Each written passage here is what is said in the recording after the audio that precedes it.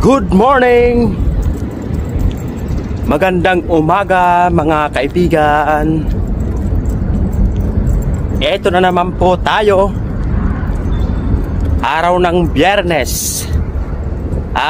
Araw ng Sabado pala ngayon.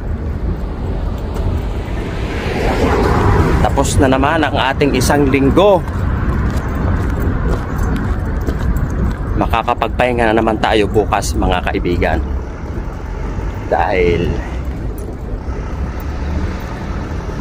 linggo na naman bukas, tayo ay makakapag-relax na naman ng ating katawan. Dahil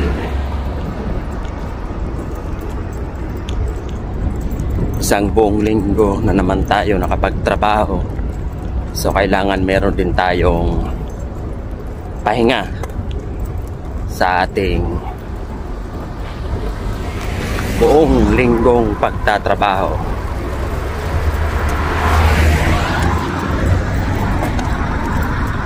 Kumusta mga kaibigan? Kumain na ba kayo? Nag-almusal na ba kayo?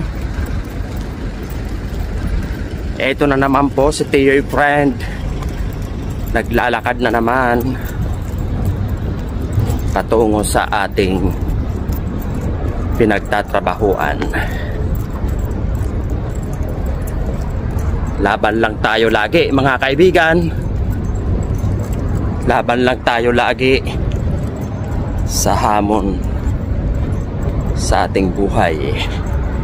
Kailangan laging malakas tayo para lahat ay mapagtagumpayan natin ang ating mga problema, mga gawain sa araw-araw.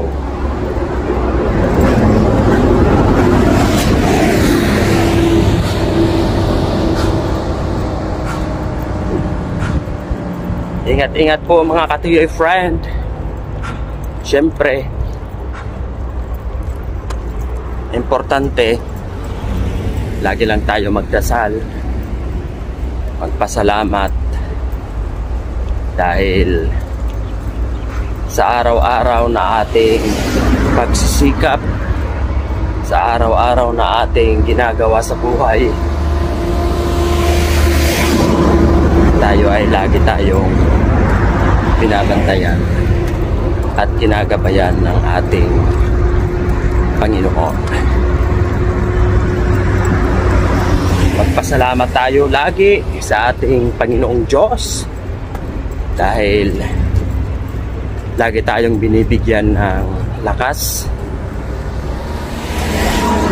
lagi tayong binibigyan ng mga biyaya, at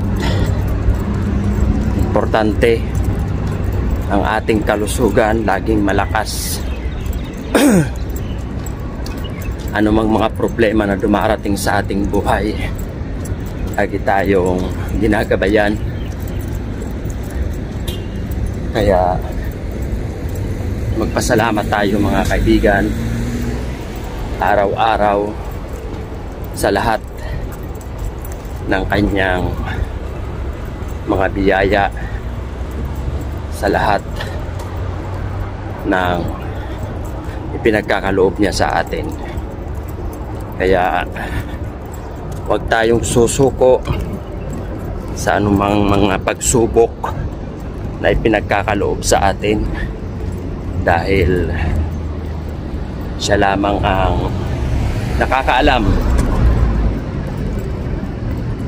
sa ating buhay. Siya lamang ang nakakapagbigay ng mga pagsubok na dapat nating magampanan sa buhay. Kaya mga ka-friend, lagi lang tayo positive. Huwag tayo mag-isip ng masama sa ating sarili. Huwag tayo mag-isip ng masama sa kapwa natin. para mapagtagumpayan natin ang lahat ng mga pagsubok sa buhay. O siya mga kaibigan, isang mahabang lakaran na naman po tayo. Alam nyo naman, medyo malayo-layo yung aking pinapasukan, kaya eto na naman po tayo naglalakad habang dumadampi sa aking mukha ang init, habang lumalabas na yung aking pawis. Exercise na rin ito sa ating katawan. Araw-araw lagi natin ito ginagawa pagpasok ng trabaho. Ingat-ingat po sa lahat mga kaibigan. Ingat po lagi. And good morning, good afternoon, or good evening saan man kayong naroon. Ingat-ingat mga kaibigan.